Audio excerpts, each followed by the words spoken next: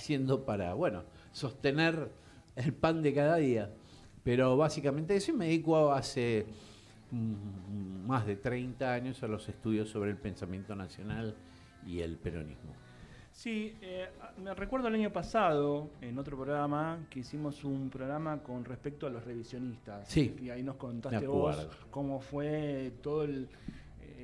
cómo fueron con distintos compañeros consiguiendo libros que eran inconseguibles, ¿no?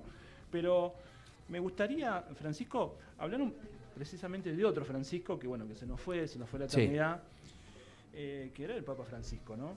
El cual lo tuvimos como Papa en la Argentina lo tuvimos como Papa del mundo durante 12 años, ¿no? Un Papa argentino. Pero Francisco, la gran pregunta es, ¿vos creés que los argentinos hemos tomado dimensión, en general, ¿no? De que hemos tenido un Papa durante 12 años? no. A ver,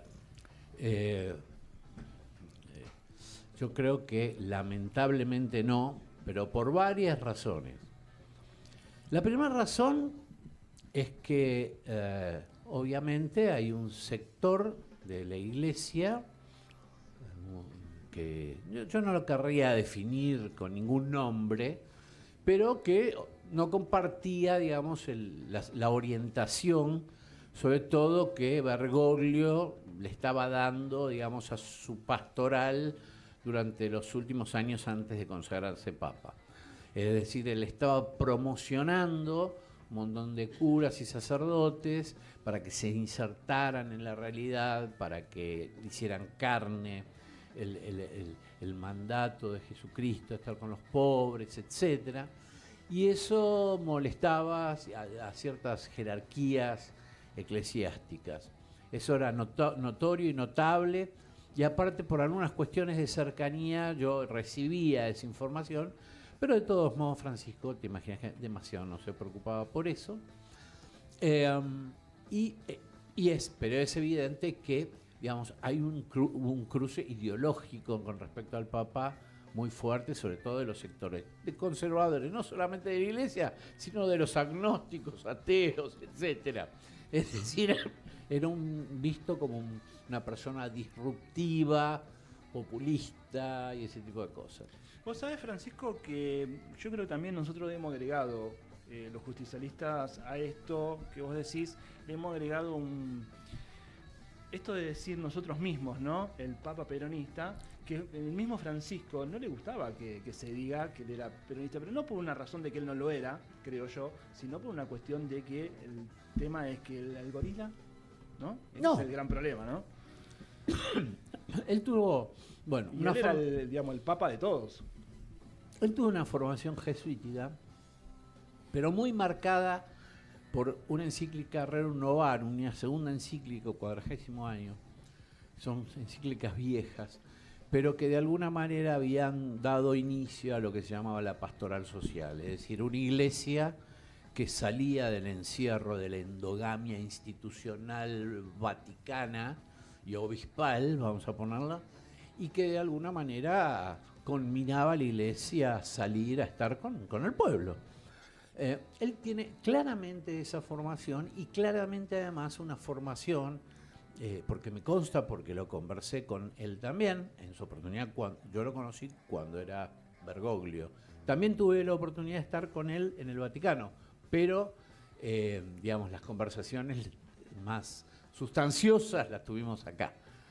Era un hombre que valoraba mucho la producción de lo que se conoció como la filosofía antipositivista del principio del siglo pasado, todos aquellos autores que cuestionaron el liberalismo, pero el liberalismo, digamos, capitalista, brutal, que, digamos, aquellos autores que reaccionaron contra el positivismo, que militaron para esta ruptura, esta disociación que se pensaba entre cuerpo y alma. Entonces, él tiene toda esa formación, él junta esa formación, los grandes maestros, le decía a él.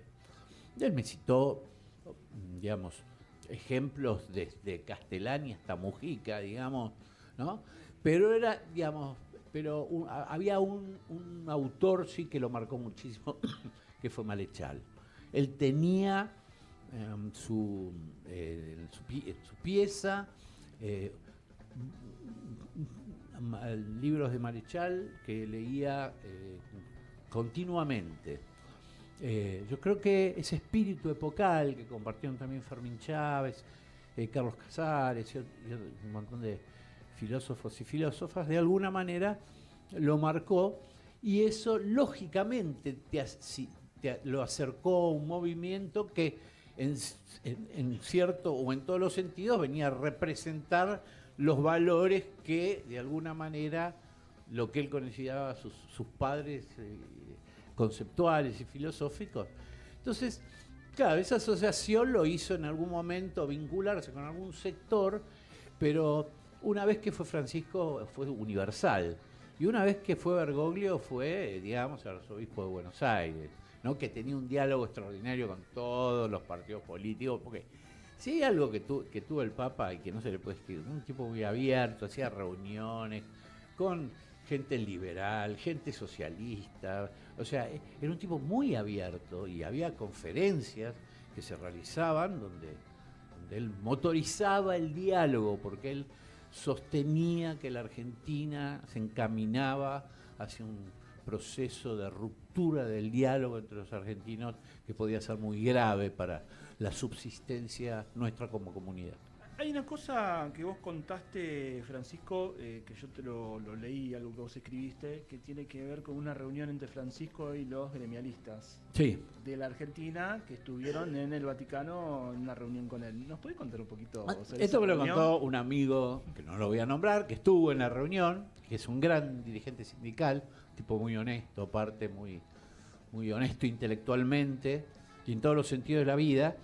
Y me dijo que, bueno, él participó de un viaje, digamos, de esos viajes organizados, donde participaron bastantes gremialistas, bastantes dirigentes sindicales, no todos, obviamente. Y en un momento, bueno, entran al salón, eran bastantes, estaba el Papa sentado ahí, ¿viste? Y bueno, empezaron a conversar, que San Lorenzo, que esto, que lo otro, que bla. Y en un momento el Papa se pone el rostro un poquito más serio y me dice, me cuentan que en la Argentina hay mucha pobreza. Y todos sí, los contestaban, sí, efectivamente, está aumentando la pobreza, etcétera, etcétera. Y la segunda pregunta, me dicen además que en mi ciudad y en Buenos Aires, por lo menos eso es lo que me contaron, hay mucha gente viviendo en la calle, muchas familias, muchos chicos viviendo en la calle. Sí, es cierto, ¿no? Y ustedes les preguntan, ¿qué hacen cuando se cruzan con una persona que está en situación de calle? Entonces, claro, la mayoría de los dirigentes sindicales naturalmente se levantaron y tocaron los bolsillos, como pareciendo, los ayudo económicamente. Y el Papa les contestó, ¿pero no probaron con darles un abrazo? Una frase tremenda. Lo que decía el Papa, le estaba señalando, que esas personas eran las que él denominaba descartadas. ¿Y descartar qué significa? Es algo que se separa de lo general. Descartar es descartar de una comunidad determinada, de un contexto determinado. Y el abrazo, el sentarte a hablar con él, era la forma de reconstruir de alguna manera el lazo, de que se sintiera... a mí me pasó muchas veces, por ahí los que fumamos, no mucho, pero fumamos, muchas veces te piden cigarrillos, yo por ahí me siento a conversar, ¿qué haces? ¿Qué hacías? ¿Qué sé yo? Una forma de por lo menos darle una señal a esas personas que están pasando momentos espantosos, que son parte, que hay mucha gente que siente que son parte y que además debemos hacer algo para que sean parte, ¿no? Claramente. Así que fue, bueno, extraordinario, un mensaje que se llevaron todos. Totalmente. Bastante. Ahora te voy a llevar a los orígenes, digamos, o al principio del peronismo.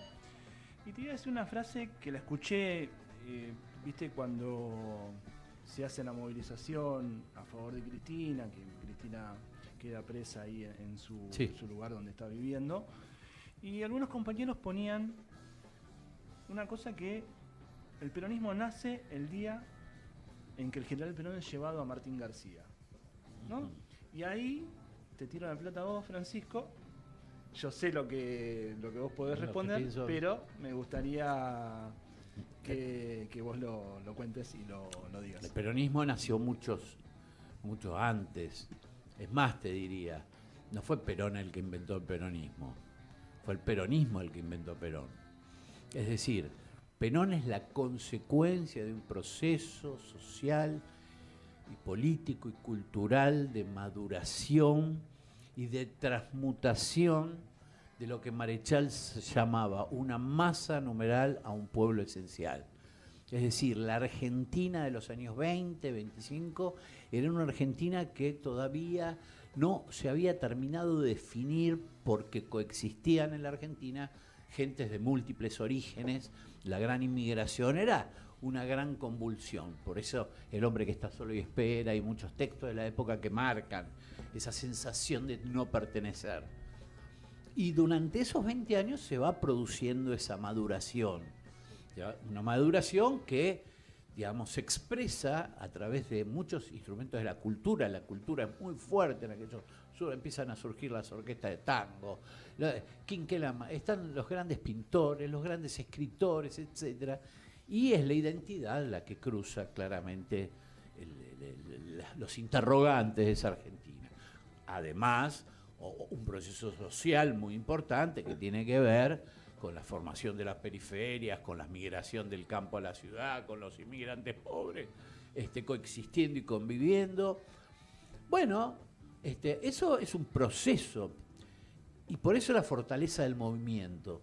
Ahora, todo ese proceso madurativo que implicó inclusive la participación de organizaciones políticas como Forja, que son las que básicamente describieron las banderas que después asume el peronismo,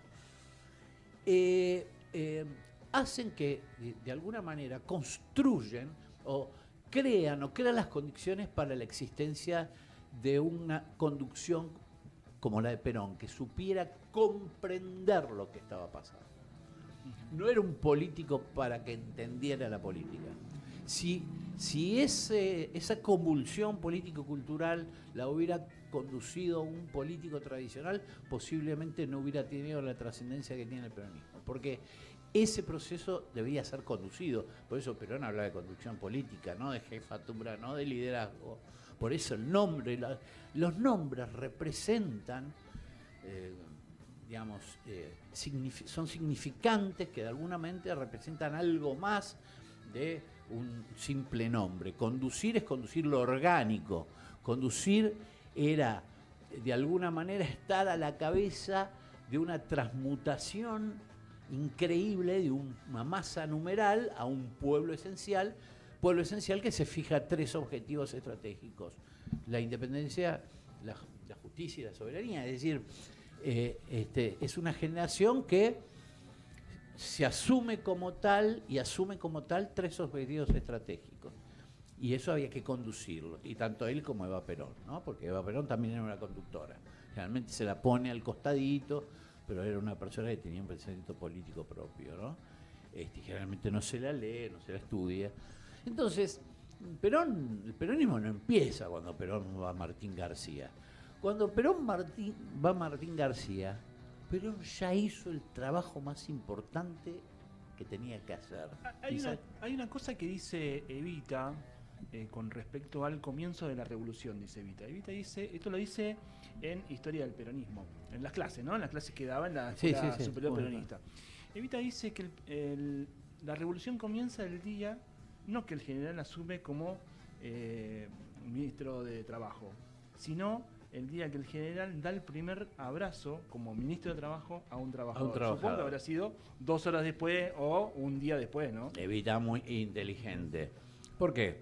Porque la Argentina no tenía burguesía. La Argentina no podía incorporarse a un mundo de producción industrial con las teorías clásicas que decían que las burguesías son las que producen el capital y el capital el que produce el trabajo. En la Argentina no existían burguesías.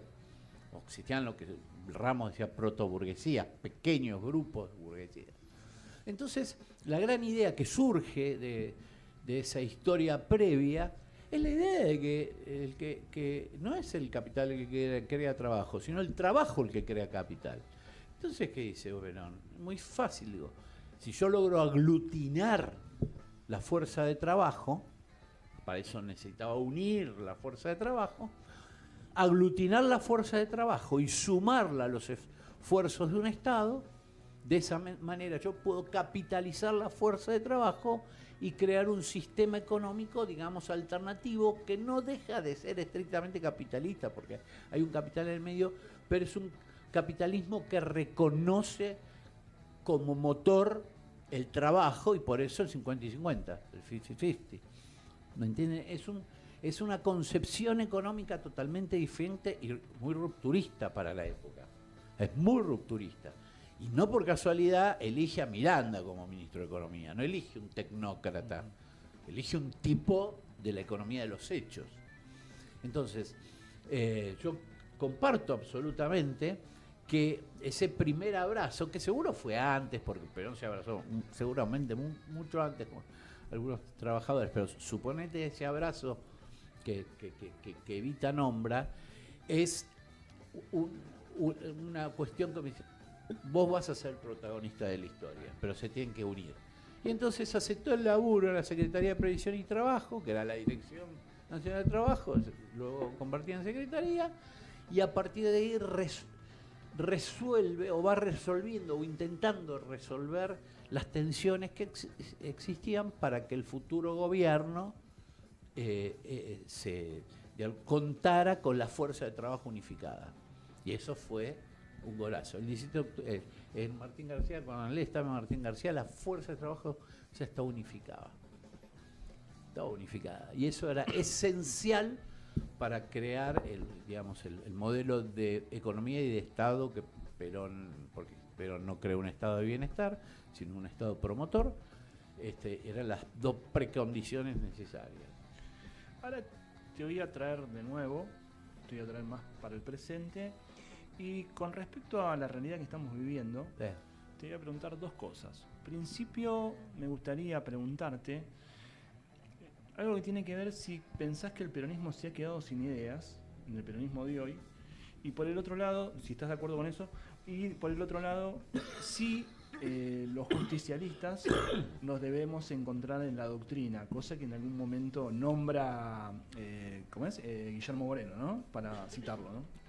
Sí, lo interesante de todo esto es que si nosotros, aquellos quienes consideramos que esos 10 años del peronismo fueron virtuosos, digo para todos los sectores de la comunidad, porque muchos sectores de la comunidad que conspiraron contra Perón, pero que se beneficiaron con su modelo, digamos, de todos aquellos argentinos y argentinos que de alguna manera se vieron beneficiados, trabajadores, las poblaciones vulnerables, etcétera. Si nosotros pensamos eso, debemos pensar que eso no fue magia, que eso tuvo, digamos, acciones materiales, realizaciones. Por eso en la época del peronismo no se llamaban obras públicas, se llamaban realizaciones. Realizaciones son intervenciones sobre la realidad con sentido estratégico. Es decir, yo creo una represa, aunque por ahí sea incomprendido en ese momento, porque sé que tengo que ir a la soberanía energética para garantizar, ¿me entendés? Es decir, muchas, realizaciones. Cuando yo invierto mucho dinero en que los chicos más humildes entren a las escuelas, estoy haciendo una realización. ¿Por qué? Porque ese chico va a poder cumplir un ciclo lectivo y luego va a poder ir es decir, son medidas con sentido estratégico, porque aparte, los pensadores y pensadores nacionales y Perón eran una generación de hombres y mujeres de pensamiento estratégico, estaban pensando en la Argentina del futuro. Es muy difícil entender a veces esto. Es muy difícil, porque estamos nosotros acostumbrados a vivir en la coyuntura, pensar en la hora. En una inmediatez todo el tiempo.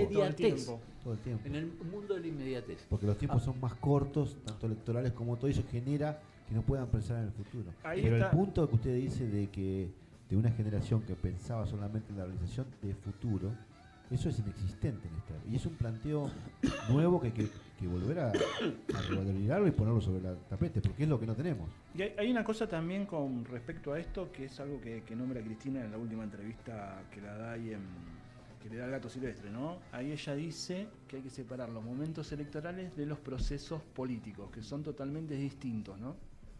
Sí, bueno, de hecho es así. Es decir, hay momentos en que los pueblos periféricos como los nuestros, digamos, transitan un proceso de reflexión colectiva, de maduración, etcétera, que muchas veces no coinciden con los tiempos políticos. El peronismo está precedido, mira, por 20 años de debates, de fenómenos sociales, ¿no?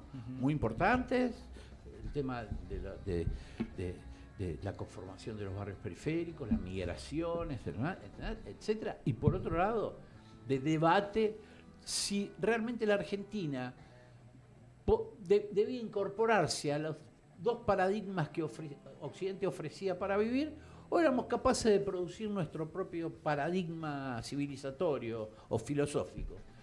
Esa generación decide, vamos a hacer otra cosa. Entonces, genera una filosofía, una teoría y una doctrina propio, situado. Entonces, ¿y por qué fue tan importante? Porque cuando vos actuás en política, pero además tenés un sentido que te lo da el sentido filosófico, teórico atrás, lo haces con un respaldo increíble, es decir, con una mística, con una... Ahora, cuando vos no tenés nada atrás, lo haces como harías cualquier cosa, como jugar un partido de bocha, o etc. Los seres humanos somos seres que necesitamos un sentido, o sea, por eso están las religiones, etc. Bueno, el justicialismo a través de su cosmovisión filosófico, teórico, doctrinaria, dio un sentido a una generación que se había fijado objetivos estratégicos. Si vos me decís, ¿están vigentes? Bueno, los tres fundamentales están vigentes. La Argentina no es soberana, la Argentina no es independiente, o sea, son objetivos a alcanzar.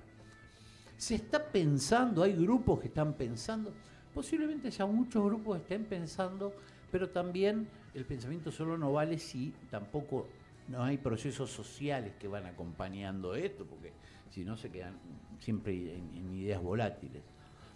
Pero es una pena que el peronismo, habiendo nacido de un proceso tan integralmente interesante, haya terminado muchas veces en una especie de partido político donde, digamos, discutir una idea es un tabú. Claro. Entonces, pierden potencia. O sea, está bien, no somos un partido, ganamos el gobierno, pero el poder no lo vamos a tener. Porque no es lo mismo tener el gobierno que el poder. Acá se confunde el gobierno con el poder. ¿No? Poder tuvo Perón, claro que tuvo Perón. Y también había otros poderes en la época de Perón que conspiraban contra él, pero era poder contra poder. Ahora es gobierno contra poder, gana poder, siempre. No vas a ganar nunca.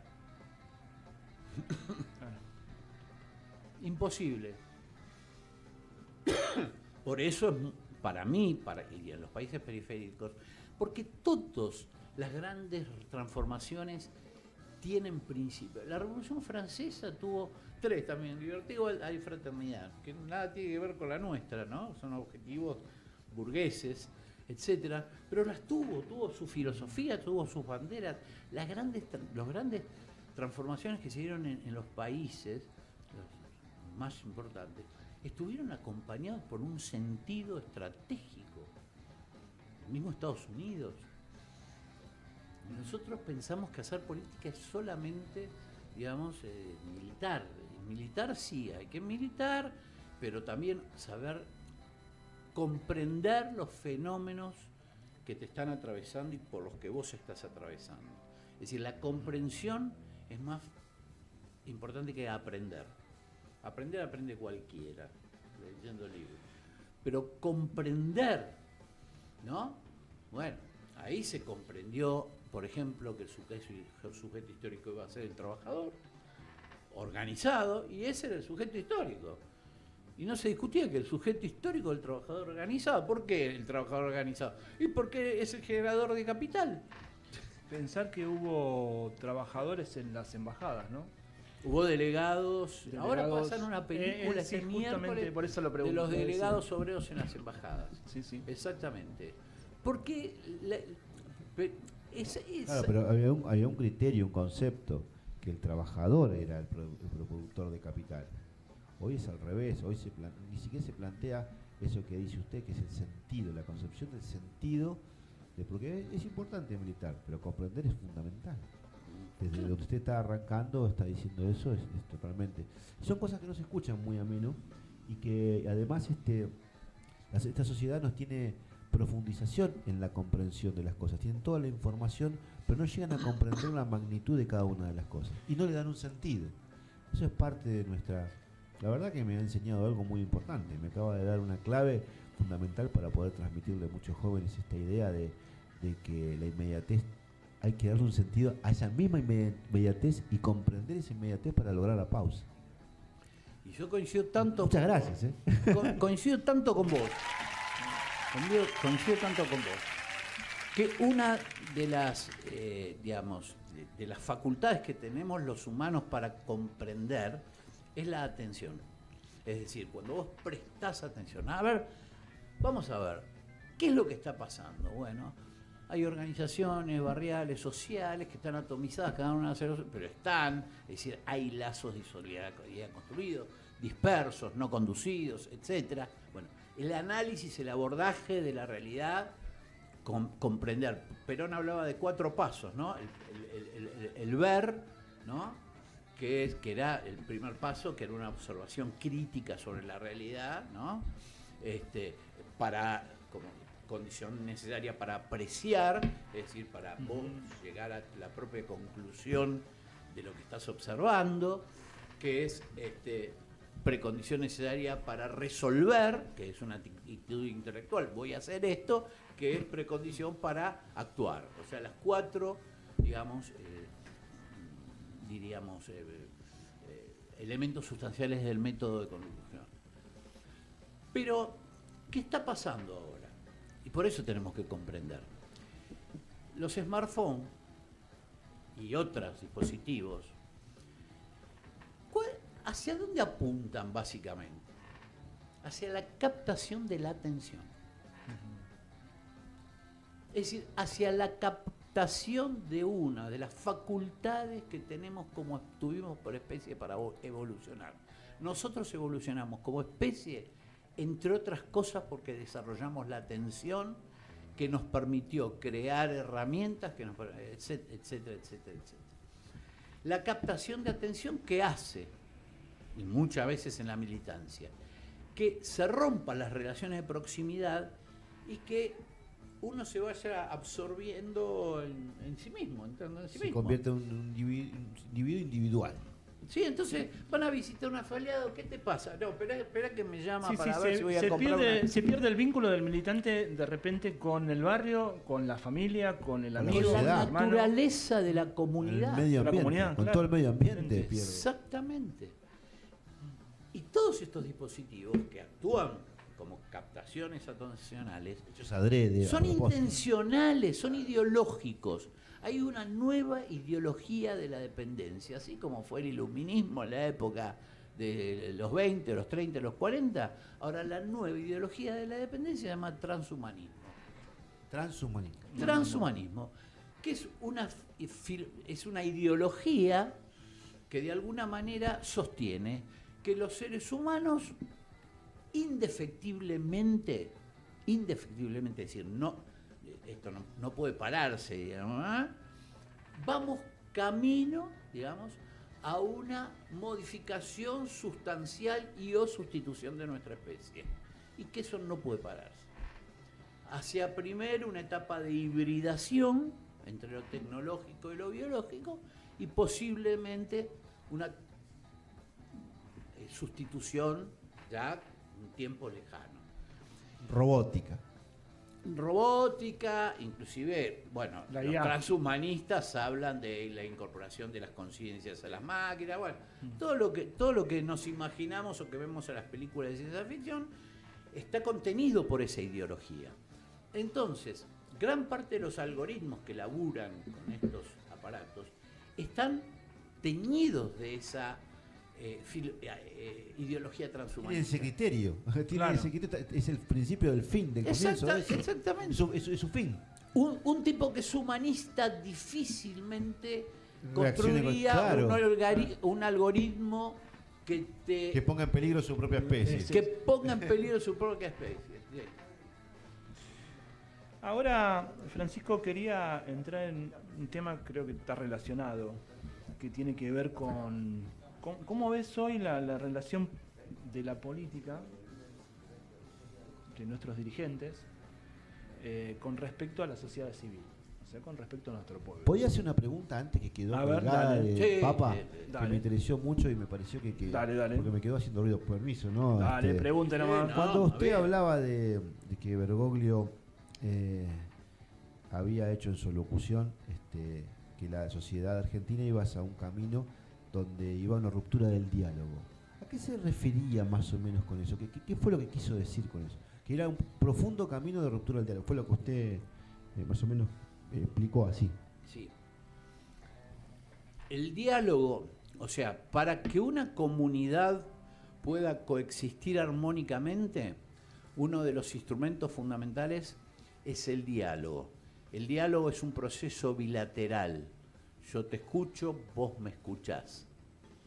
Cuando ese proceso se va desarmando, se va desarticulando y deja de ser un intercambio para pasar a hacer una especie de disputa de monólogos, las relaciones de proximidad, que son esenciales para la constitución de la comunidad, se van desarmando. El Papa, por diferentes razones, algunas políticas y otras también económicas y otras tecnológicas, voy diciendo, bueno, señores, hoy en nuestro país, digamos, por ejemplo, la idea, digamos, la pobreza creciente, digamos, ¿no?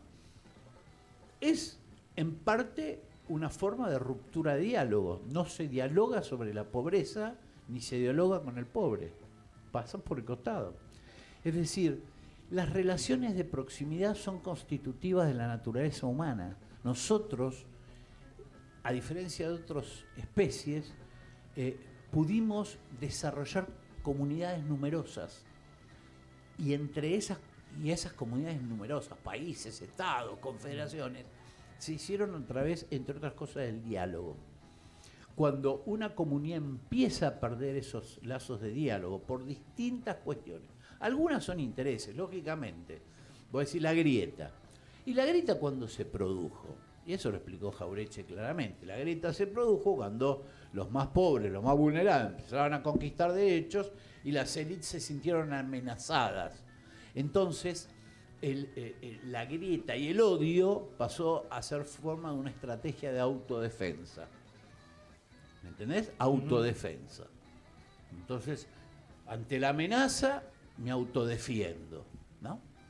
Bueno, obviamente cae el peronismo, no, digamos, Perón ofrece retomar un diálogo allá por los 50 y pico, pero la oposición, tanto las élites como los partidos políticos, se niegan a debatir, a discutir, se niegan. Ya ahí tenés una clara ruptura de diálogo. También hay rupturas de diálogo que tienen que ver con nuestro proceso independentista.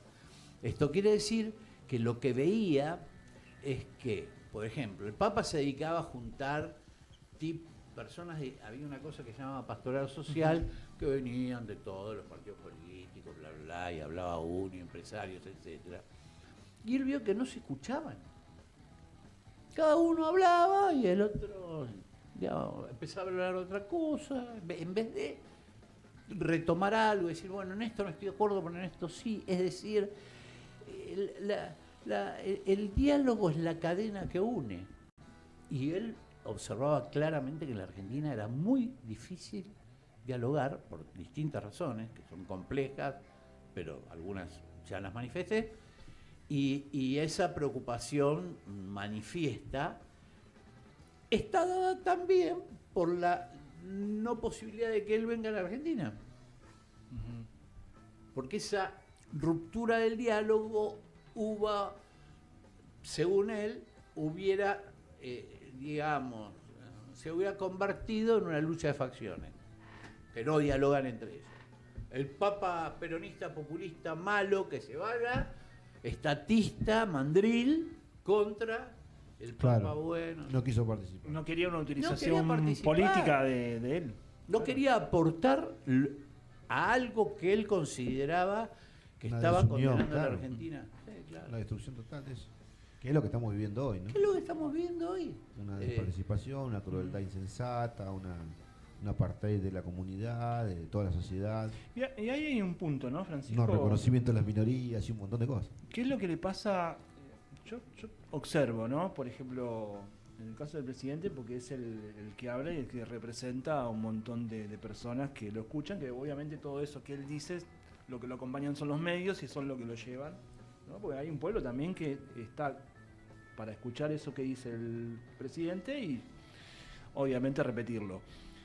Pero la gran pregunta es esto de cuando, por ejemplo, en el caso de la discapacidad, en el caso del Garrahan, distintos sectores de la sociedad que empiezan a tener problemas, cuando empieza a haber desocupación, y ellos se ríen, saltan y parece que festejaran la desgracia ajena, ¿no?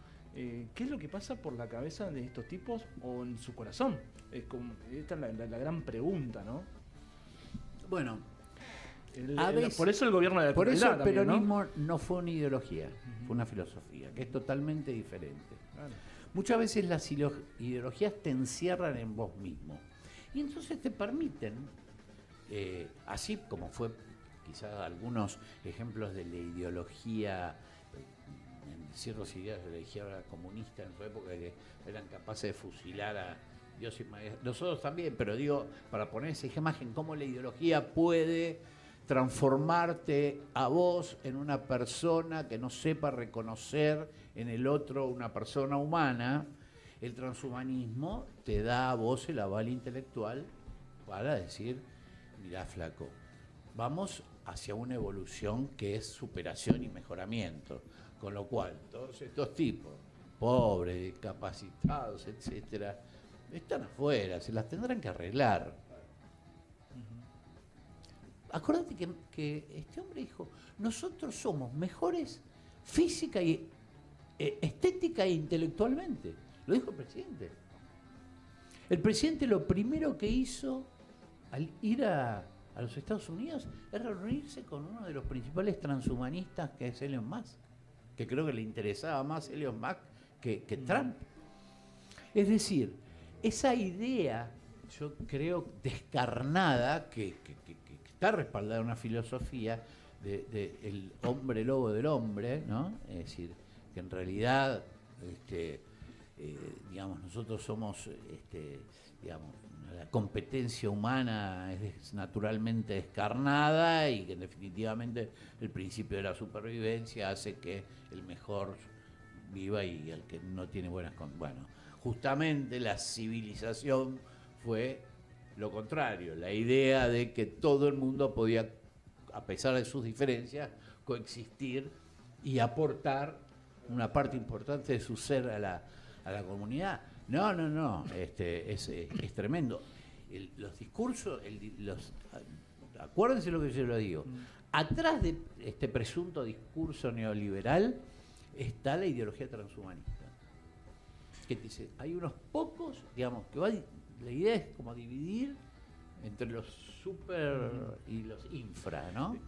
No digo que se logre, digamos, como toda ideología por ahí fracasa, pero la ideología está. Ellos tienen una cosa que nosotros, yo no sé si hemos perdido, pero es una cosa que tenía Perón, ¿no? Que como quizás muchos argentinos, en esto que tiene que ver con el tiempo. Ellos creo que su apuesta es al tiempo, cosa que creo que el peronismo perdió.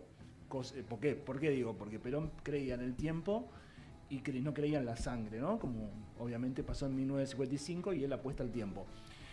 Lo que yo creo es que a nosotros nos está faltando precisamente lo que vos hablabas antes, esto de pensar hacia futuro, pensar desde un punto de vista, como vos decías bien, ¿no? Pensar la Argentina 50 años. Para eso, Estratégicamente, digo, ¿no? para eso necesitas primero tomar conciencia y de alguna manera apartarte un poco de ese mundo del vértigo que te propone, digamos, porque en definitiva la revolución peronista fue consecuencia también de un cambio actitudinal respecto a un liberalismo que en esos tiempos te ofrecía la competencia, es decir, en esos tiempos el liberalismo estaba presente, es decir, la ideología oficial del Estado argentino era básicamente liberal, con quizás la hibridez radical intermedia, pero era básicamente liberal, planteaba esa idea de la meritocracia, etcétera, etcétera. Ahora, sigue existiendo esa idea, pero aumentada transmitida a través de dispositivos que nos acompañan permanentemente y que nosotros y con quien nosotros no interactuamos críticamente. Tomando lo que usted dijo, ¿no? Con todo respeto, ¿no? Creo que ahí modifican la ecuación. Antes era el trabajador parte del capital.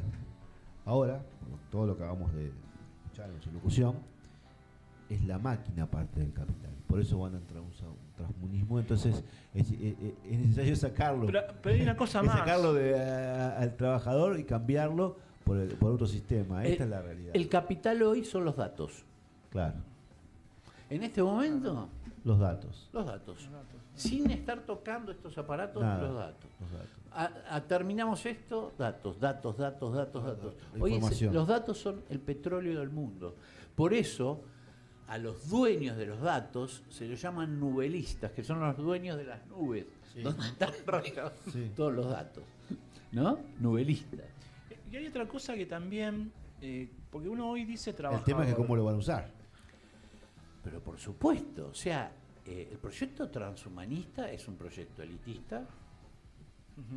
es un proyecto que de alguna manera, digamos, considera que el cuerpo humano ya está agotado, que ya no sirve, que ya, digamos, no es un instrumento hábil para contener una inteligencia que tiene capacidad de seguir avanzando.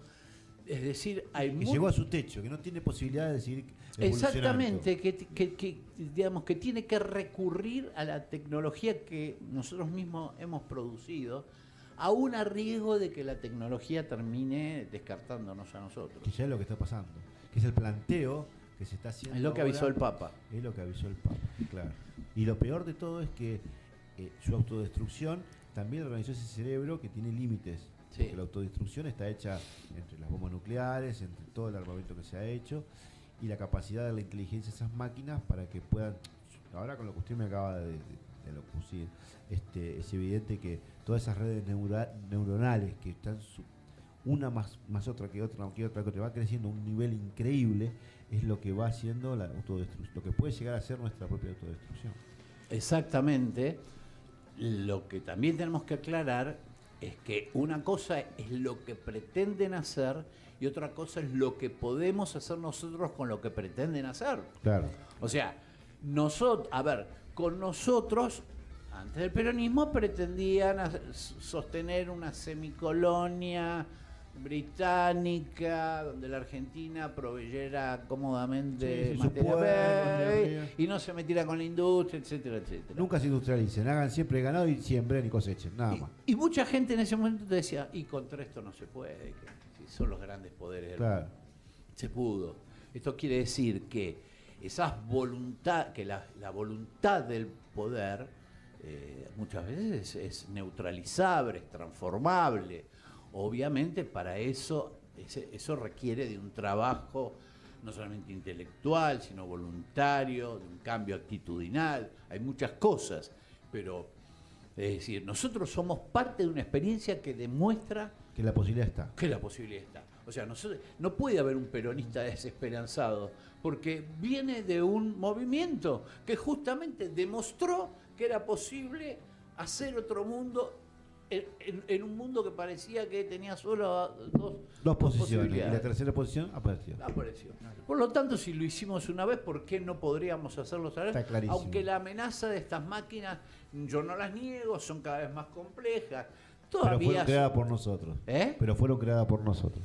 Pero fueron creadas por nosotros. Y eso me parece que Y es los la- únicos que le podemos poner límites somos nosotros. Sí. Pero para ponerle límites hay que tener primero conciencia de qué tipo de Sí, sí, hacer límites. un buen una buen estado de la situación. Y tampoco ser tecnofóbicos. Es decir, Claro. bueno, Que todo es lo mejor. Claro. Claro, tampoco. Yo comparto ese punto totalmente.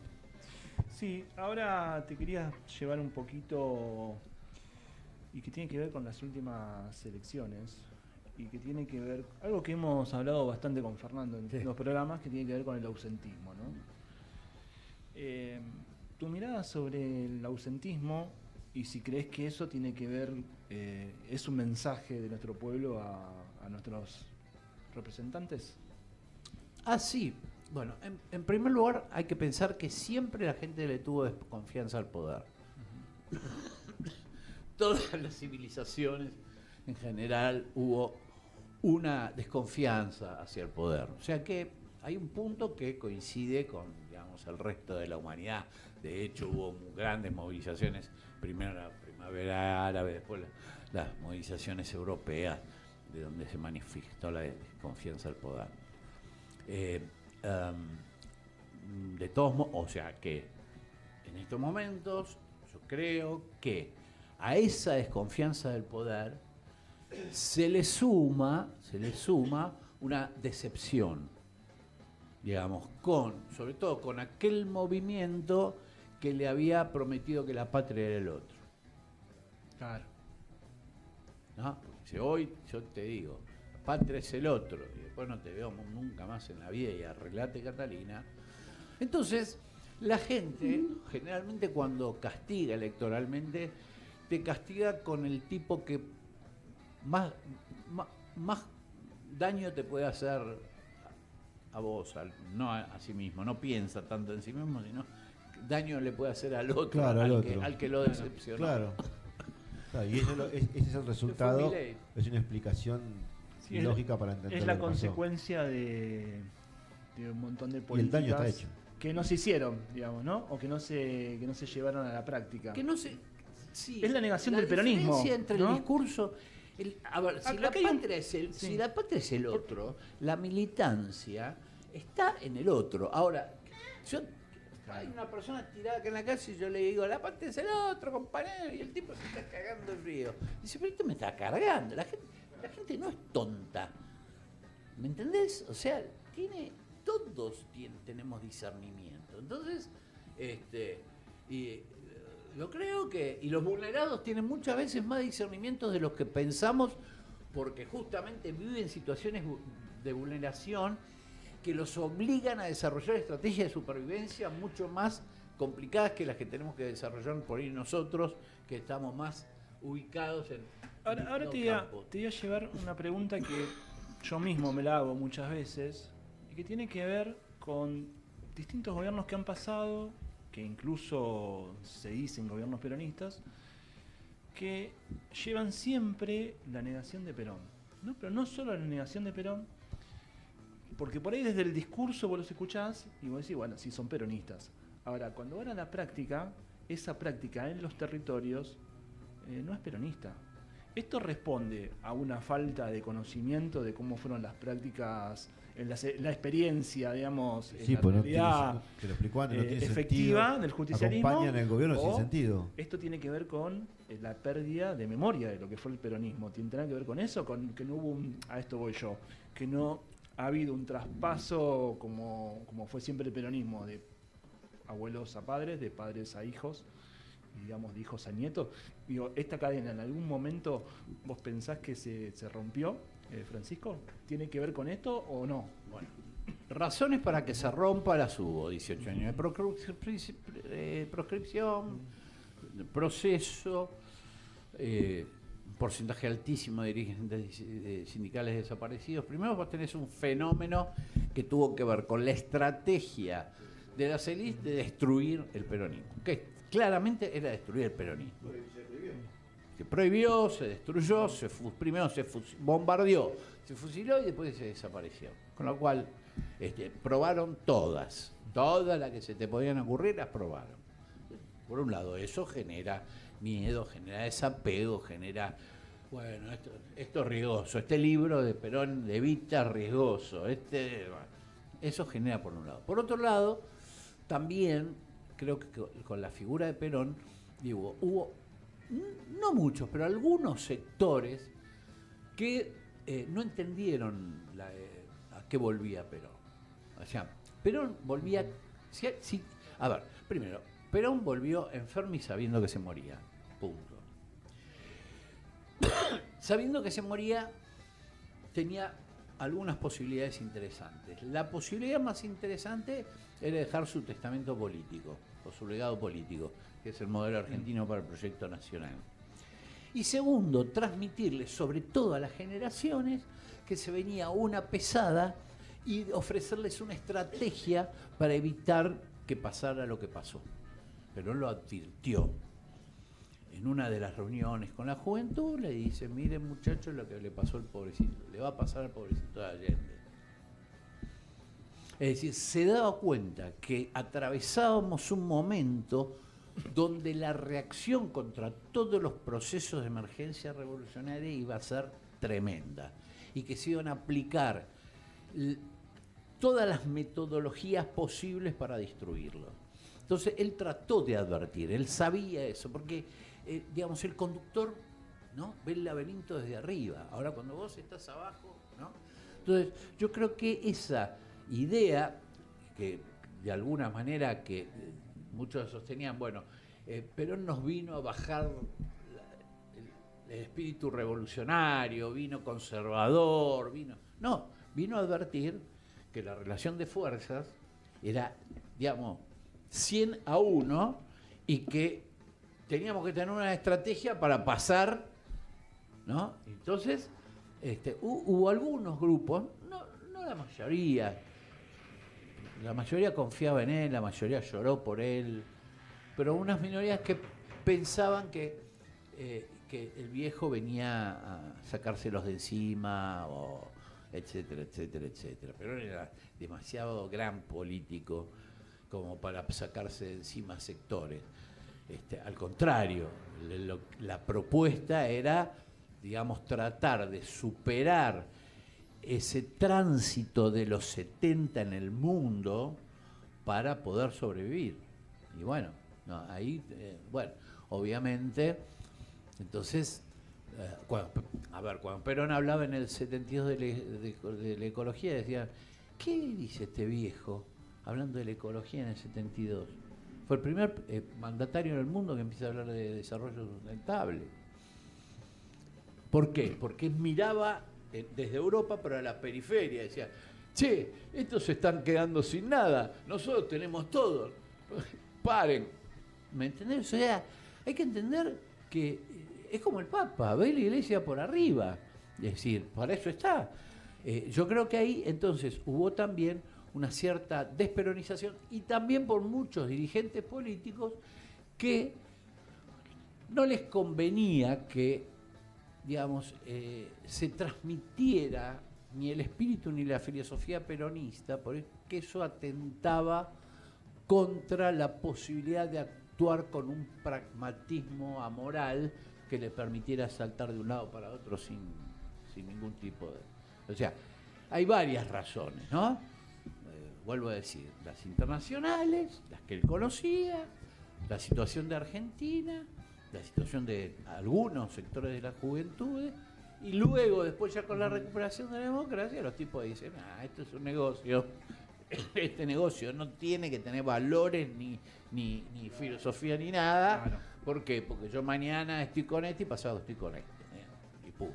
O sea, entre otros factores, podría hablar de muchos más, pero te lo sintetizo en esos tres.